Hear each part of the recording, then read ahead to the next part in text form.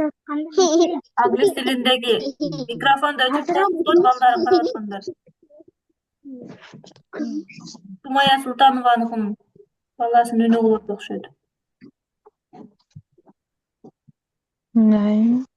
Видеолорду да өчүрүп койсоңуздар болот.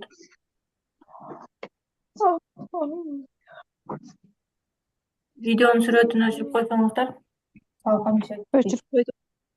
Өчүрдүк. Так, эми A деген тамга боюнча A тамгасы англис тилинде 4 түрлүү тыбышты берет, 4 түрлүү болуп окулуп калат. Биринчиси мына ушундай сөздөрдүн арасында A болуп окулат. A деген тыбыш берет. I экөө биригип A деген тыбышты дифтонгду берет.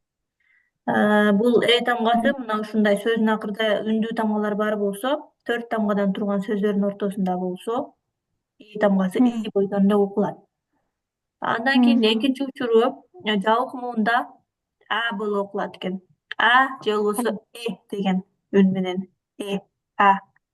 Cat, pat, rat. А. Неме үнсүз тамгалардын ортосунда турган үчүн жабык муун деп айтабыз да. Ушундай учурда А деп угулат экен. Муну тетрадь алып жазып отуруңуздар. Эртең анан кайсыл тыбыш эле деп сурабайм. Жаттап калыңыз. Жазып отуруңуздар. Андан кийинки үчүнчү учуру А деген созулма А тыбышын берет экен. A тамгасы сөздүн акырында рынан алдын келсе, Р тамгасы менен бирге келип калганда, Р тамгасы мына Аны созулма А кылып коет. Р жоголуп кетет өзү. Мына Аны созулма кылып коет экен. К, Фа, Дак болуп созулма А болуп калат экен. Дак. Төртүнчү учуру Эя деп өзгөрүп калат экен. Ö эмес бул, Эя болуп калып атат. Эя, Эя болуп өзгөрүп калат экен. Кандай учурда? Мына А, Р, деген 3 тамга дайым бирге болуп калганда. Башында үнсүз тамга болушу мүмкүн. Сөздүн акырында А, Р, болуп жазылганда Р окулбай калат дагы, Хея деп окула берет. Кея, Дея.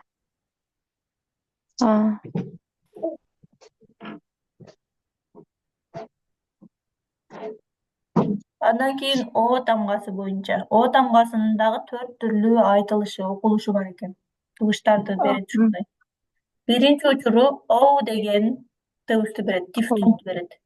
Кандай учурда? Сөздүн акырында И менен бүтүп, Инин алдында үнсүз тамга болсо, ошондо О тамгасы O болуп окулат экен. Hope. Бирок И тамгасы окулбай калат. Home деп эле окулат. Илер түшпөт. Hop, from, home. Андан кийин О тамгасы О деп айтылган учурлар болот. Кандай? О бойдон айтылат. Кыска О да, созулма эмес. Hot, dog, stop. Үчүнчү учурда созулма болгон учурлар болот. Алар кайсы сөздөрдө? Рнын алдына О келсе, созулма О болуп калат. Spot, horse. Spot, horse. Созулма О болгон учуру дагы бир мындай эмелер келет. И тамгасы менен кошо келгенде дагы созулма О болуп келет. И тамгасы өзү окулбай калат. Р да окулбай калат. Мына жерде Р менен Р дегендер окулбай калат дагы. Только Ону созулма кылып коебуз. More, before, ушундайлар болот. Скриншот кылып экрандан сүрөткө тартып алыңыздар. Эртең эсиңизден чыгып калбасын. Тетрады жокту. Жаза тургандар жазгыла. Кийин дагы жакшы түшүнбөгөндөргө сакталуу сабактарды беребиз. Айсулуу аркага кайтарчы, дан скриншот кылайын.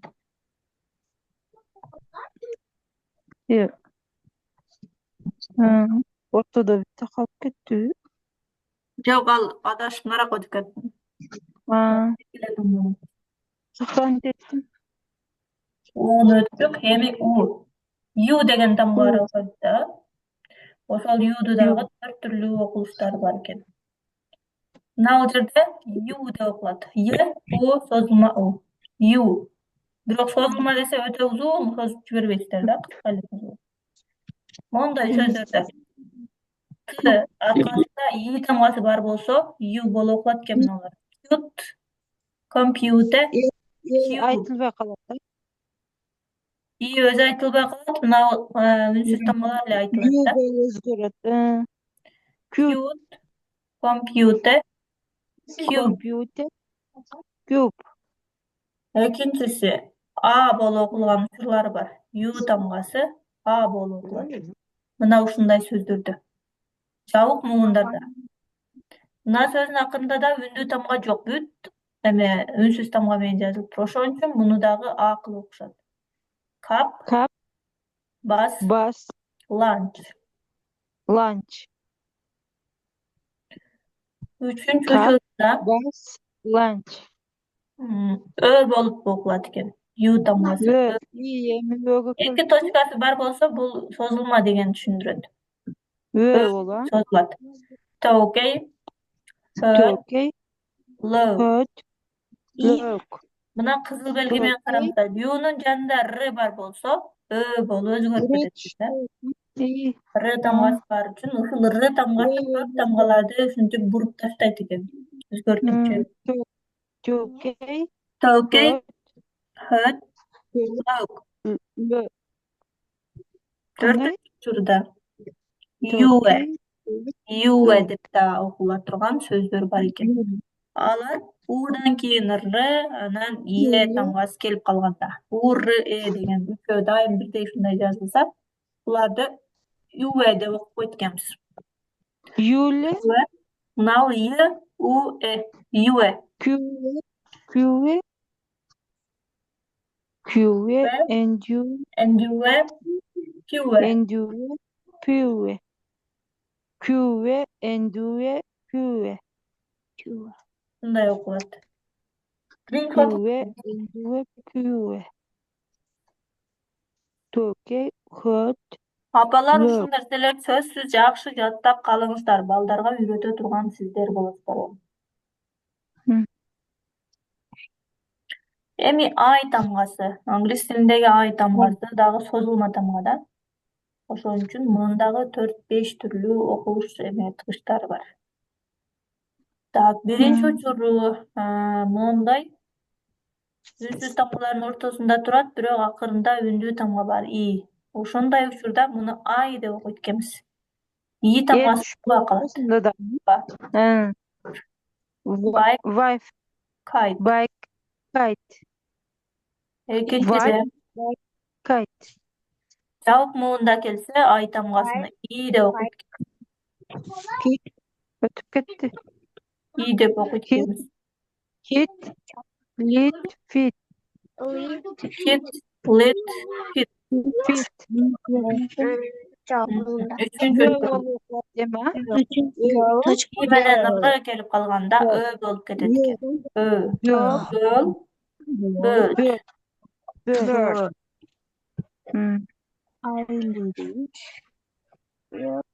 Айе деген дыбыс да бар. Айе деп окула турган жерлер бар. Булар мына ай, р, анан е тамгасы бирге келген учурда айе деп окулат. Р окулбайт. Fire. Fire. Айе, Tired. Fire, tired.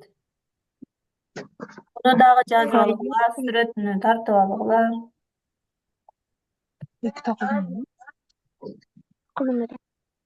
Y тамгасы. Y тамгасы дагы үндүү тамга болуп эсептелет англис тилинде. Yдын да 4 түрдүү окулушу бар.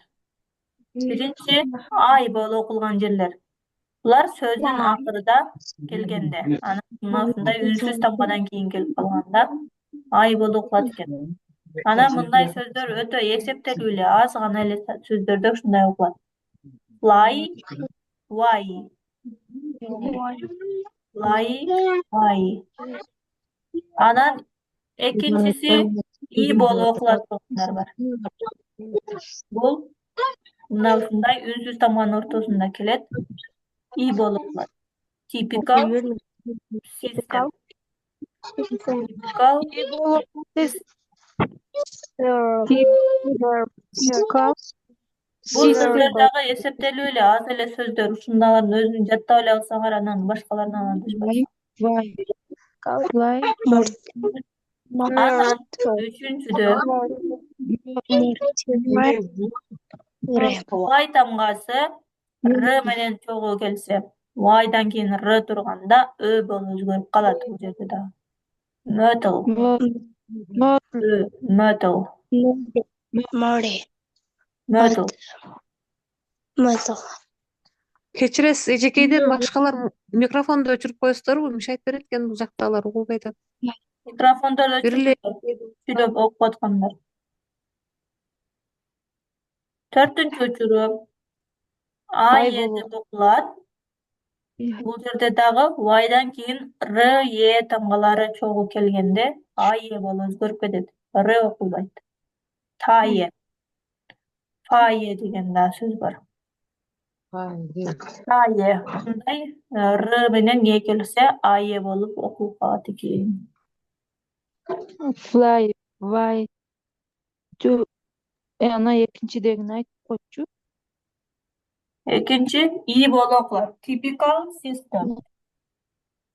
Typical system. Анан кийин R болуп окулду бул. Metal. Tae. Tae, ооба. Болду, түшүнүктүү болду. Биринчи fly. Кийингиси Yeah. you деген окула турган дагы бир сөз бар бул. E менен P, E менен W келгенде you деп окуйбуз да. Мисалы, мына бул жерде this new baby is my nephew. Эки жерде келет да, you деген. Мына бул жерде да турат, nephew деп окудук мына. Анан мына new дегенди дагы you кылып new деп окудук. This new baby is my happy.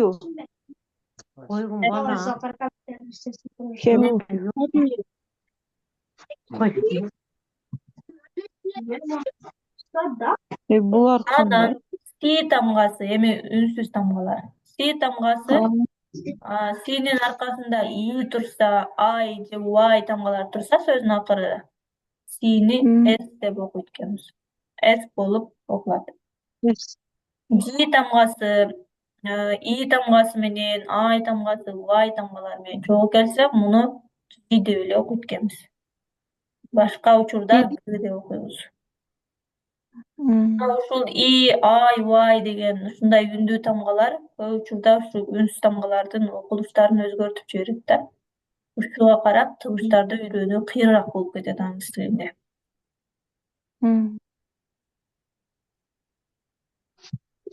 Так, булар дифтонг экен. E менен A тамгасы бирге келгенде деп эле окуйт экенбиз.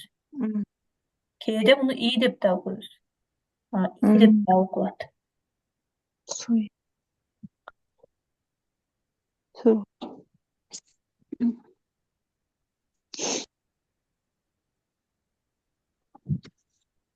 Катып калды. I тамгасы I менен I тамгасы менен Y тамгасы менен бирге келсе, муну G деп окуйбуз. Деп окуйбуз. Giraffe. Jim. Huge. G'нин аркасында I турат. G'нин жанында Y турат. Бул жерде I турат да. Деп окуп атабыз. Giraffe. Jim. Huge. Huge.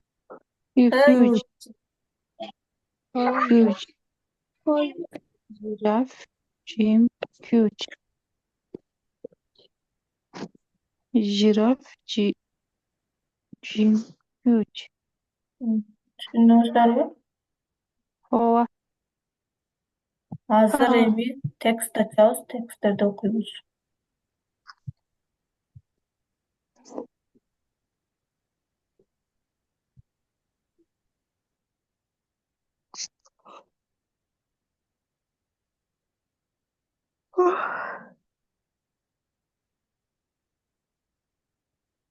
Uyquzam kelip ketdi.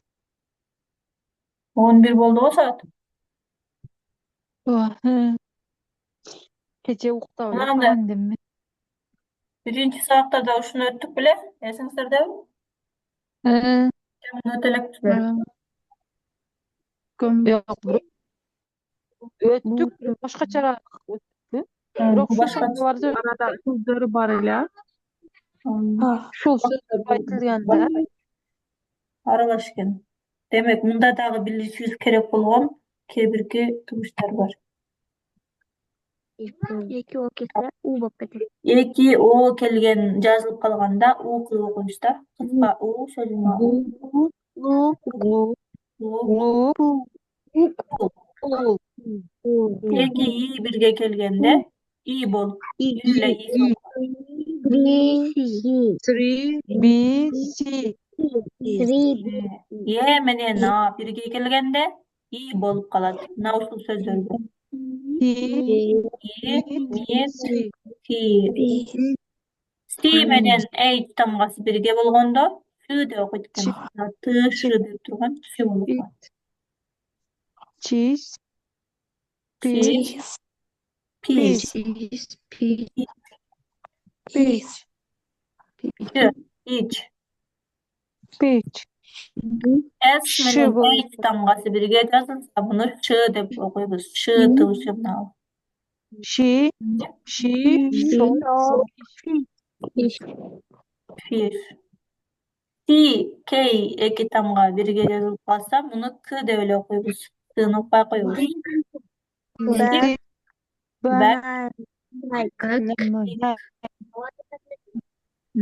i, ey tamgalar birge gelse bunu f de okuyubuz. Fon, foy. Floyd,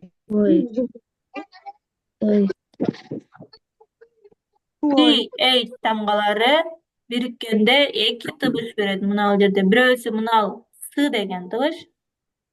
Munusu z degen tıbış. Z, Da zını ötüm. This, that, no kanda bu?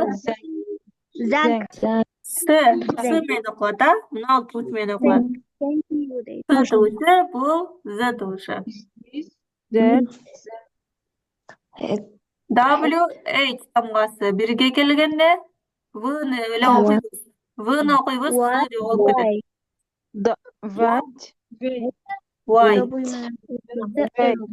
V, W menen R tamgası birge tursa, W okulbay kalat da R okulat. right, Wrist, wrist, right, wrist. N, G tamgaları birge kelgende ın de okuyubuz. Bizde ın tamgası var go. song, Ring, sing. Kız baldar bunu sing dep akırda g'ni uğulcup okuydu. G uğulbaydı. N degen tamga bilir. G'ni okuybaydı. O sözde köp baldar adasat. K anın en tamgası birge tursa bu yerde K okulbay kalat dagı N okulat. Knife, i, no de öyle okuydu.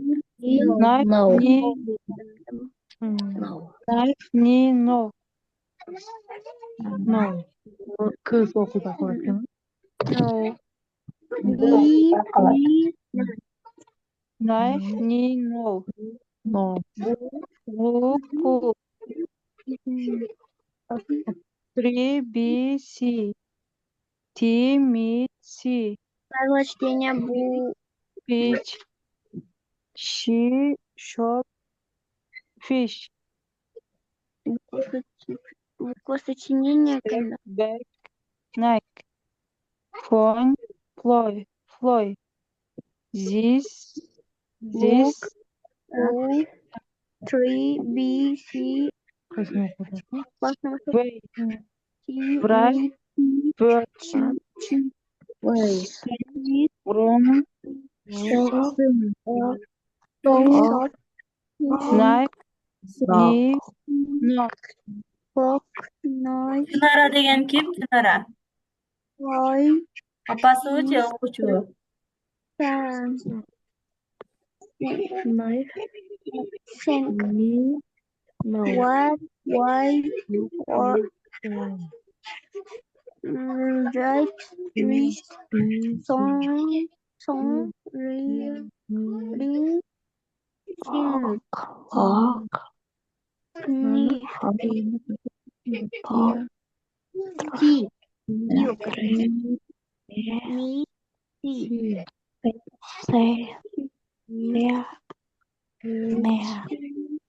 Жеметтің Tamam, түсінікті болды барыңызға. Ооба, түшүнүктүү болду, түшүнүктүү. Алдыңкы тыгыштардын сабагын да кайталап көрөсүздөр. Ошол сабактын орусчасы бар. Мен силерге ютубтан орусчасын жөнөттүм. Негизи ал готовый даяр узун сабак болчу да. Мен силерге кыргызчалап түшүндүрүп бердим ошону. Ошол кыздын сабагын өзүнүн ютубтагы сабагын жөнөтөм. Азыр мен айткандар менен кайра кайталап көрсөңүздөр эсиңиздерге келет, түшүнүп аласыздар орусча деле. Сабак менен кошо көрүсүздөр да жаттап аласыздар. Анан мына сүрөттү мен группага жөнөтүп коем. Муну да карап кайталап жаттап алыңыздар. Кийинки сабактарда демек тексттерди окуп баштайбыз. Uzun tekstlerdi okuyoruz. Uğra okuyamga үйрөнөбүз. Сабагыбыз бүттү. Эс алсаңыздар болот. Болду, рахмат. Чыга бериңиздер.